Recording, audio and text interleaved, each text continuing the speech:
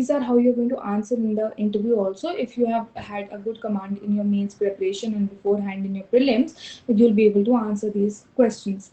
The other is the current affair part that is often asked. Current affairs for the last 6 to 7 months are asked, and sometimes for many people, 80 to 90% of the interview comprises of only and only current affair questions. So that is also a very important part of the interview. For that, you regular newspaper reading. I would suggest that one national and one state newspaper should be referred to during your interview preparation. I had also referred to both. I had, in fact, read both Hindu and Indian Express during my interview preparation, and these are going to benefit you when they will ask you any question pertaining to the current affairs that are going on. Um, Next is also you can refer to your current affair notes from prelims and mains if you want to do the value addition to your speaking skills regarding any current affair topic, be it the way forward you think for any topic or the challenges you can perceive in a topic. These are the areas that you may have already covered in your notes, so referring to those are always helpful. The third part is the DAF information that you have given. It is about the home state that you have given, the district that which you belong to, the district which your father and mother belong to. So, for example, these are the different areas, and now the panel might ask anything pertaining to these uh, topics. For example, the history of your state or district, the challenges that are present in your district or your state, what are the solutions that you can think of for the betterment of your district, of your state. So, and what are the current issues that are going on in your state, in your district? What is the scope for improvement? All of these things are asked because they want to see how much you are aware of what's going on in your own state, in your own district, in the country at large. So, for that, again, newspaper reading is important, and simultaneously you should prepare notes that are pertaining to your information of your DAF, which is your state, your district, and your background, overall background. Fourth part that I'm going to cover in your interview preparation is the optional. For example, I had my graduation done in microbiology. I did my master's in biotechnology, and then my optional was botany. So all three topics are completely connected to each other, and it's expected out of me that I should have good command over life sciences and the topics germaining to life sciences. And accordingly, I prepared those questions.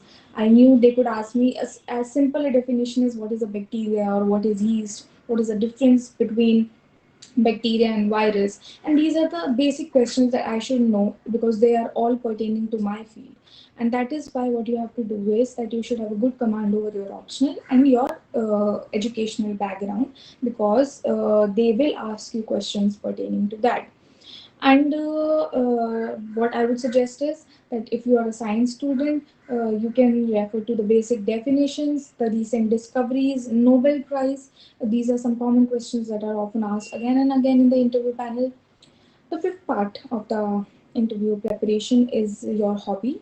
For example, my hobby was dance, and everything that I have done in my college days, be it the choreography or dance, and what kind of dance I do, what is the history of dance, who was the first choreographer, what are the different dances, and what are the differences in the Western and Indian classical, and what is the difference between Hindustani music and Carnatic music. These are some basic questions that they might ask you to know whether you have any knowledge and you have understanding of your field, a hobby that you've actively pursued. So you should know that a hobby that you have actively pursued, you have knowledge about it.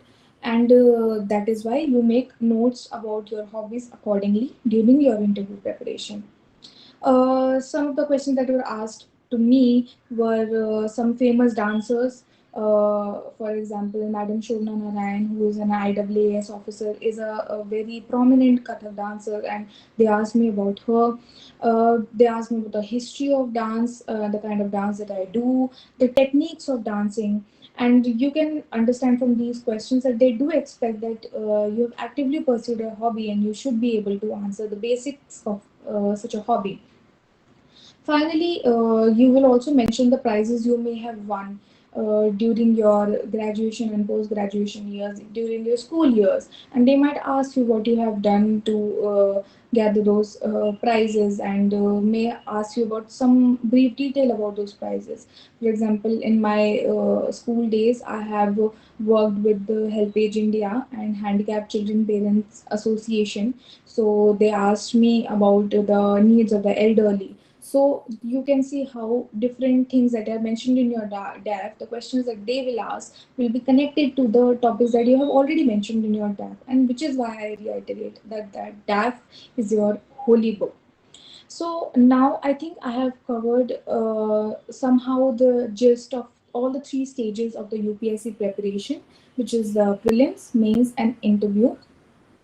And I can now cover some other basic questions also before I take up your questions, which is firstly, people do ask me about NCRTs, whether NCRT reading is important, and I would say it is a must to start your preparation with NCRT.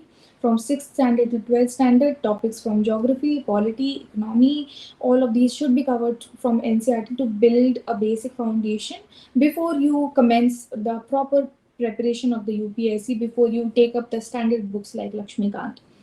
So yes, NCRT reading is a must in my opinion. Second, the question that is often asked is the newspapers that one can refer to. I've already explained that Hindu, Indian Express, Hindustan Times, Times of India, all are good newspapers that one can refer to. The number of hours that one should be giving to the UPSC. Uh, in your graduation year, of course, you have to focus on your examinations also. So start from the basics, start from newspaper and NCRTs, and then build on that. And later on, when you will be focusing on self study, you can give any between 10 to 11, 12 hours in a day. And by the time the exam reaches, you can push to 12, 13 hours. And that automatically happens because of the sheer number of things that you have to revise. So that is the number of hours that you can give. Uh, the one thing that I have always reiterated is the revision, which is the key. Do focus on revision and try to consolidate the material that you have, and these will really help you when the exam is near to you. And one more question that has been asked is the importance of the previous year questions. Collecting a question bank, especially of optional topic wise, would really help you to ascertain the areas of importance of each topic, and often the questions that you will find the trend of questions that is there over the years. It really helps in the examination preparation, be it the note making or the revision, or how you write your answers and how you give the answers during your interview. So I think now I have covered almost everything on my end. I'll take up the questions now.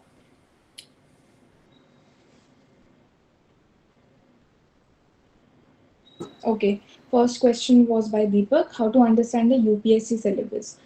So when you see the Gazette, you will see the preliminary portion. The topics that are given are broad in nature. They have said history, geography, that you have to refer to international relations, all of those things. There are broad headlines that are given in the Gazette.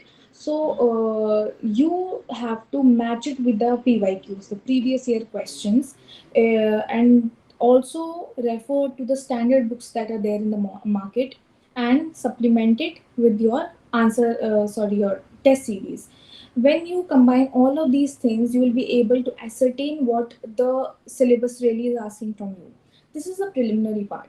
For the mains, each and every topic is given in a very comprehensive manner. They have given what they expect you to know. For example, they have given that in the GS paper one, there is a entire part of society when one should cover aspects of secularism and regionalism, communalism, and urbanization, globalization. All of these are very distinct topics. For each and every topic, you should be covering the scopes, the challenges, the problems, the solutions of each and every topic, and all the facts that you can gather around this topic. So this is how you navigate through the UPSC syllabus. Next question is, how was your interview? Any suggestion? I think my interview marks were also good. They were 173, and I think my experience from my interview was that I gave 3 mocks, and I didn't find any need to give more mocks in the coaching centers. What is more important is that you practice speaking, and you can give mocks to your family members and your friends also. At that time, I didn't have people who were preparing for the examination around me, so of course, I found family members to help me out, and overall, my experience was very nice. They didn't, if you don't know an answer, you'll always say you don't know, ma'am, or you don't know, I don't know, sir, sorry, and they'll move on to another topic. And the important part is that to be real and authentic in your interview. The other question from Sudhanshu, I think, is कि coaching institute join करना चाहिए या नहीं, कौन सा सही रहता है college के साथ coaching. See, for coaching, I think it is not an elixir or a magic bullet that you join a coaching and they'll give you some study material and you read that and you'll crack the examination. No, they will definitely help you build a basic foundation. But I think the most important part is to understand what all you can cover yourself. For example, me being a science student, and my background being microbiology, I had not covered topics like humanity topics like history, geography, economy. So for me, coaching did help in building a basic foundation, and I could then work on that and build on that. So somebody could be from humanities background, and for them, they might not find coaching necessary at all. So it really, if you can cover all the NCRTs yourself and you're not having difficult doubts, and you think that through YouTube videos and through NCRTs you're able to get a basic grasp of the subject, then I don't think coaching is important or is something which is indispensable in nature. The next question is how to make notes in beginning phase. I think when you start making notes, highlight the important portion, then write it down, and then try to consolidate it and make it more concise in nature. You have to narrow down your material rather than referring to too many topics and then getting confused in the process. Next question is how you balance your time with study and inter college participation. See, during my graduation, I had not started my preparation. It was only after my graduation and postgraduate I started the preparation. And though I'm a Kathak dancer and I've continued to practice, so those extracurriculars will actually help you to keep you centered and really rejuvenate you during your examination process, which is my opinion. Do give little bit of your time in the day to your extracurricular activity. When you have an year and a half to your preparation, it definitely rejuvenates you and it keeps you refreshed. You will be giving 10 to 11 hours in a day to the preparation. It is not an easy task at all. So it's important that you have certain areas of interest that you keep on pursuing to keep you happy mentally and physically, to keep you healthy. So now the next question is, smart work is used nowadays in UPSC CSC preparation. What does it mean?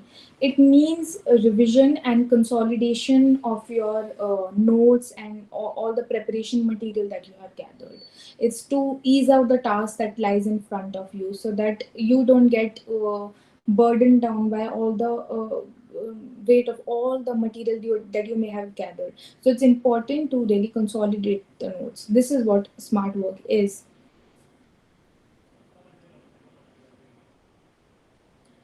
Please tell how a science student can begin from starting, like how to make notes and what kind of notes. See, for engineers and science students, we focus on facts. For humanities students, they know how to do answer writing because they have done so during their graduation years also. So that's a benefit to them. For science students also, because we have the ability to critically think, I think we start from there. Note making again, uh, always keep referring to PYQs, the previous year questions, and whatever they are asking in those questions, you will understand that various dimensions that you have to cover in a topic, and you can make crisp and concise notes of that topic accordingly. Next question is how to maintain consistency. I would say that keep making targets. When you make targets, when you have a strict timetable, you tend to follow it. And a lot of times, when you have these targets and every day, you may not be able to cover 100%, and most often than not, you will cover only 70 to 80% of your targets. But it just gives you a boost to carry on the next day. So that is my strategy for maintaining consistency.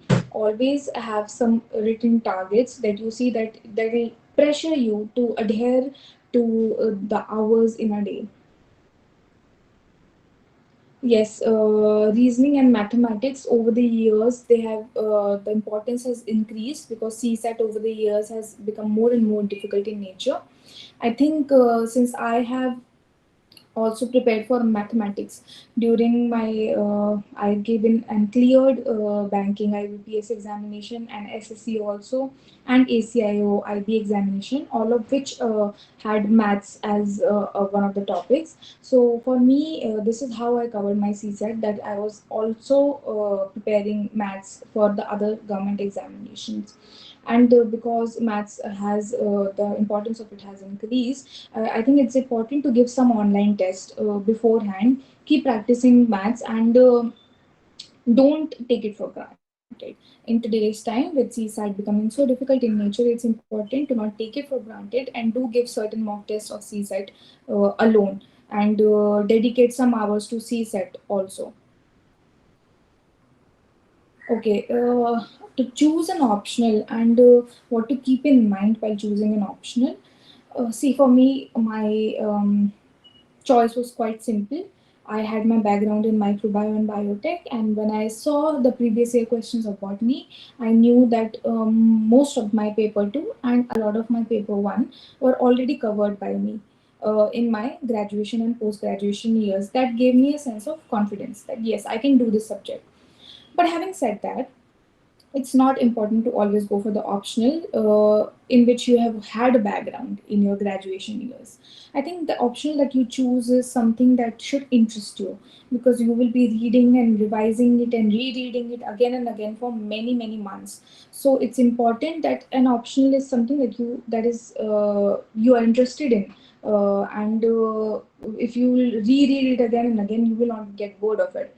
And it's always helpful if you have some kind of background in it. But I have seen a lot of people, a lot of engineers who take up Hindi literature, civil engineers who will take up sociology, a lot of engineers who take up anthropology, and so it's a lot of time I've seen political science people will take up political science because they have a background in it. But I know also people who are doctors who will not take up medical science but may take up something else. So it should be an option that should interest you. That is the crux of it. The things that one should avoid during the preparation in regards of syllabus and sources, as there are so many dimension of sources which can be confusing to an aspirant. Okay, so stick to the standard sources. There, for example, you know Lakshmikant is there for polity. You know that Shri Ram is there for economy. Shankar book is there for environment. These are good enough sources. They are reliable in nature. They are comprehensive in nature. The idea is to revise them and again and again, and really get a grasp of the subject. So don't get confused by different sources in the market. There are so many coaching institutes, and every year they are publishing new material. You stick to the material that you have chosen. For example, for ethics paper, I had chosen Lexicon, the book, and Vajiram and Ravi notes, and I stuck to that and I made my own notes through that. So this is how you should pursue the examination. That check out different sources, Have a cursory glance of it and then pick one and then stick to it. Yes, overindulgence, how to avoid that. Again, it's important that you make targets and you keep referring to the PYQs. You'll realize what are the areas that are most covered and some areas. For example, in the GS3 paper, see the previous year questions and you'll see the breakup of it. That there are 2 to 3 questions that will come from disaster management. There will be 6 to 7 questions that will be asked from the science part. Again, 3 to 4 questions that are coming from the security part, and then the rest of it is the economy portion in general. So now you know the breakup of this paper. You know how much of the time that you are supposed to devote to each and every topic. This is how you avoid confusion and overindulgence that you are talking about. Vocabulary is necessary. I would not say so. I think simple English language is enough. You don't have to have you don't have to incorporate difficult jargons in your answer. Those are not needed at all. You should stick to the point. Whatever the question is asking you, you should answer accordingly. So a lot of people who give their interview in Hindi, but they have written the exams in English medium also. So it's not important to have very rich vocabulary. That is not needed. How to do effective newspaper reading and how to segregate topic according to GS syllabus. Yes, very good question, Anjali. See, the thing is, you'll find so many topics in newspaper. You don't have to cover the whole newspaper from cover to cover. You have to identify the topics that are pertaining to your syllabus, that are germane to your syllabus. For example, which party is coming to power and what are the dynamics of that. You don't have to necessarily read that at all. What you if there are some, for example, a topic is there on security. For example, when women were given a chance in the permanent commission. So this is a topic of the security, and this is an important topic, and you identify that by reading the syllabus.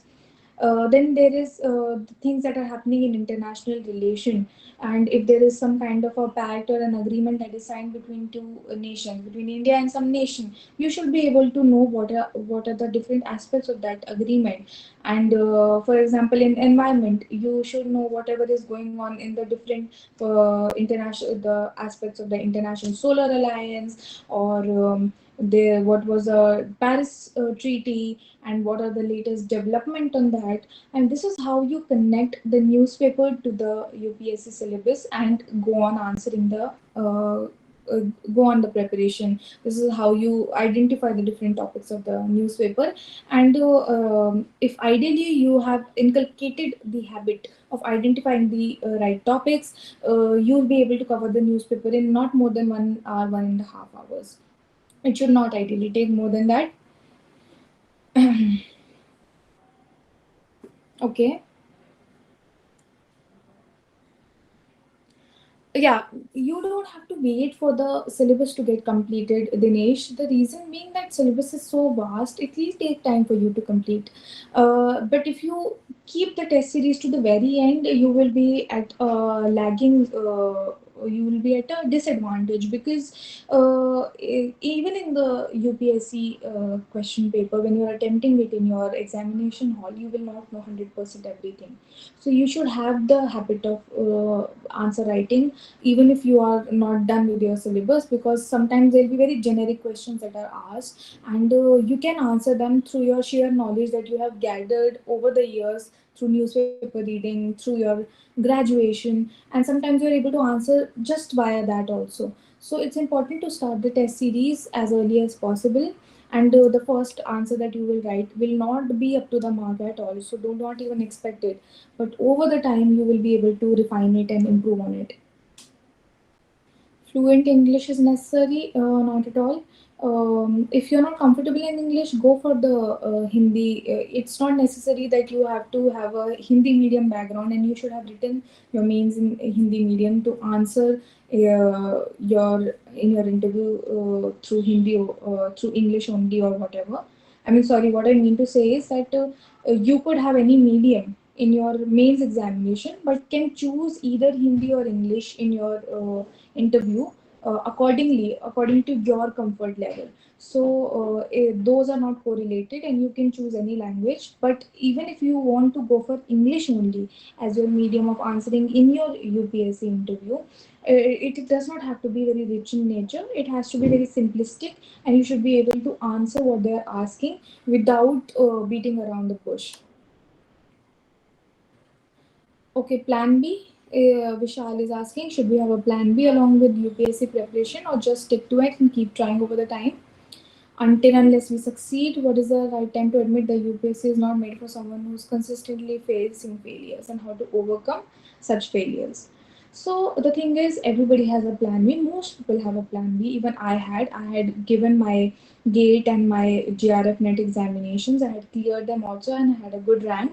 And that was a plan for me as well. That if somehow I'm unable to crack government examinations and I'm not getting the hang of it, I will go and pursue research. But yes, it's important to not diversify too much. I may not be the best example because I've given a lot of government examinations. I have cleared a lot of them also, like banking, ACIO, IB, SSC, and I had simultaneously given GRF net. I had given GATE, and there were so many others also that maybe in my bio in my social media profile I may not have mentioned. There were many other examinations that I gave and cleared also.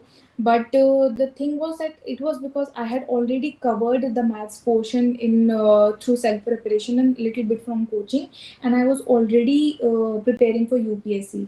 So then when I gave the other examination and I cleared UPPCS, which is a state service examination, a lot of the areas that I had covered in the UPSC were helpful to me in the other examinations also.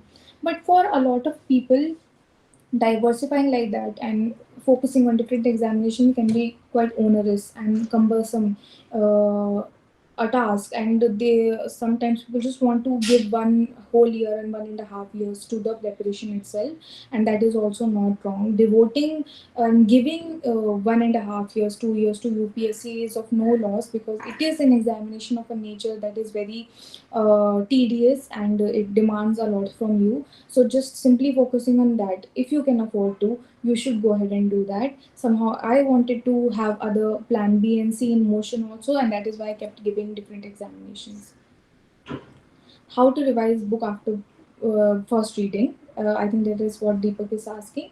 So try to make notes, then revise on the notes, and try to cut down on the bulk of information is there. You will be able to find out the important parts for your mains answer writing, the important parts that are there for prelims. For example, in spectrum, there is the whole story of till from 1857 till 1947 and pre 1857. So it's important to remember the names, the writers of different books, and the different battles that have happened. So you tend to highlight the important names in question, and by the end of it, by the when the exam is approaching, you just only revise the names that are the different names which you might forget.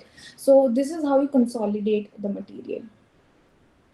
The changing nature of prelims exam, I think some different aspects are always incorporated, but overall your preparation source never changes. What you have to do is focus more and more on mock test series. That is the most important, I think. So I think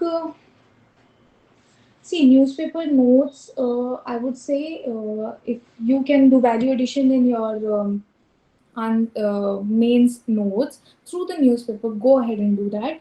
And you can also get yearly compilations also, and you can get information from that. A lot of people have their own ways. I in this question I cannot somehow guide you that only stick to that.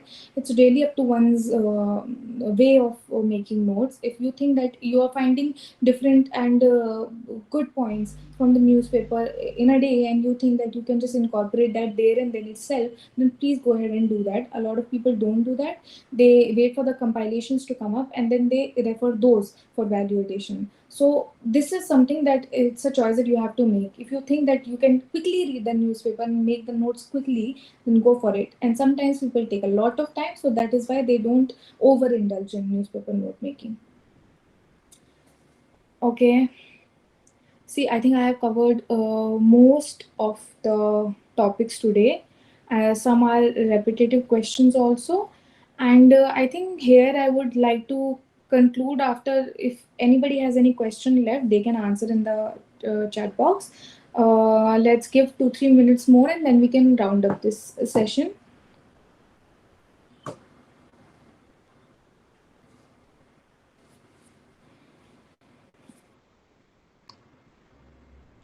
I think yes, most of the questions have been answered. So once again, thank you for having me, Rajdhani College, and a very best of luck to all the aspirants. I hope you all do well, and I hope this session has been fruitful and has helped you in some way or the other. I tried my best given the paucity of time, and now I would like to take your leave. Again, good luck and best wishes from my side to each one of you. Thank you, Your Competitive Society, for approaching me, and I think it was my pleasure to have again reassociated with Rajdhani College after the first year of my graduation. It's like it's coming a full circle, I think. So, all the best once again. Thank you for having me. Bye. Good evening.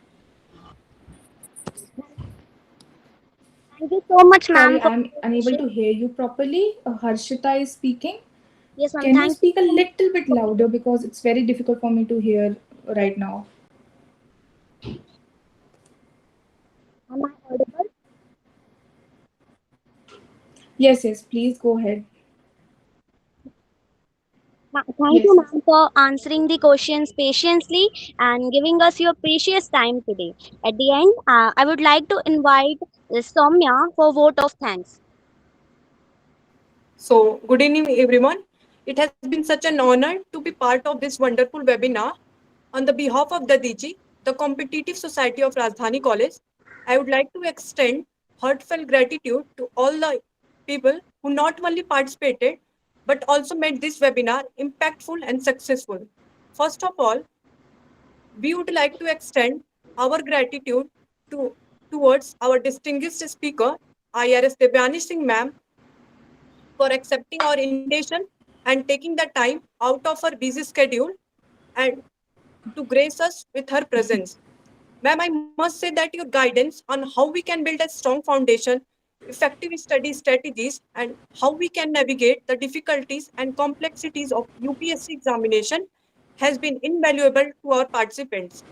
And your dedication and passion for guiding aspiring servants is truly commendable. Next, I would like to thank our principal, Professor Rajesh Giri sir, and our convener, Dr. Varun Kumar Mishra sir, for their continuous support and guidance in organizing such an informative webinar. And I must not forget to acknowledge and thank our whole team.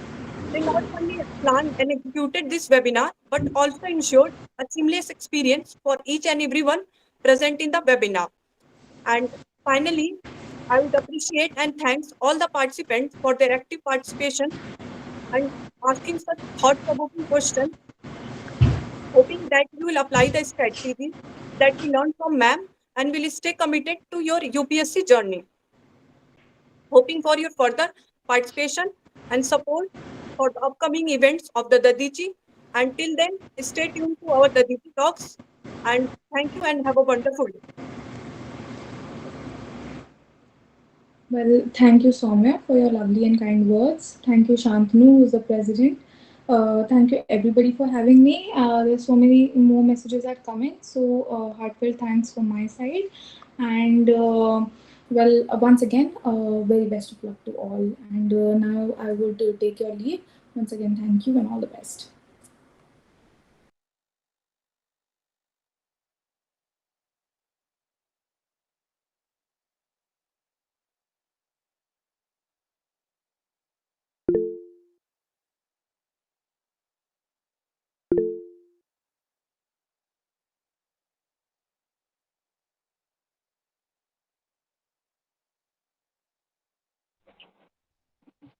जाएं क्या भैया? रोम रोम भाइयों,